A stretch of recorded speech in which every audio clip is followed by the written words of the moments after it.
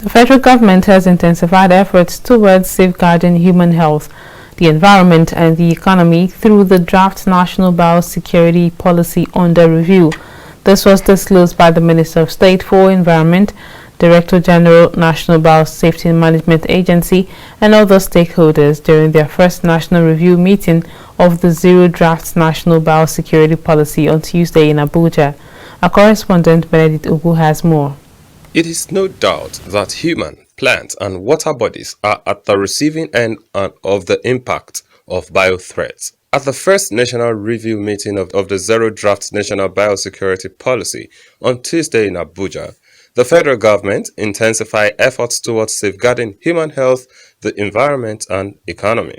The issue of biosecurity will not be devoid from the issue about terrorism. We are prepared for anyone that will tend to make our environment, make our health a challenge through their malicious intentions. Nigeria will not allow that.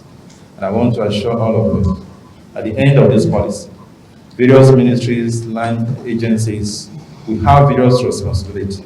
Our economy is also affected if this biosecurity is not properly managed.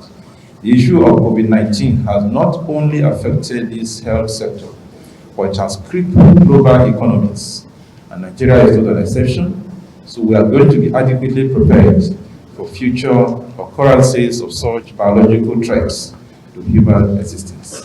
According to the Minister of State for Environment, Sharon Ikeazo, represented by its Director HRS, the success of policy review will lead to the implementation of an integrated biosecurity approach at the national and sub-national level. We are today kickstarting a very important action that is expected to galvanize efforts towards safeguarding human health, the environment, and our economy. Biosecurity remains a strategic and integrated approach that encompasses the policy and regulatory frameworks, including instruments and activities, for analyzing and managing relevant biorisks to human, animal, and plant health, and associated risks to the environment. As you are aware, the success of this policy review will lead to the implementation of an integrated biosecurity approach at national and sub-national levels.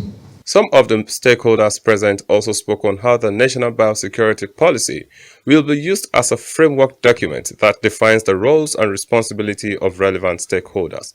So Lagos has always understood that it was vulnerable and needed to build its resilience. And we've experienced several biological threats: Ebola, cholera, influenza, monkeypox, Lassa fever, and now COVID. We look forward to the review and eventual inauguration of the National Biosecurity Policy, which will ensure environmental, human, and socio-economic safety. It is important to note that WHO is fully in support of what we are doing to ensure that Nigeria has a befitting biosecurity policy document.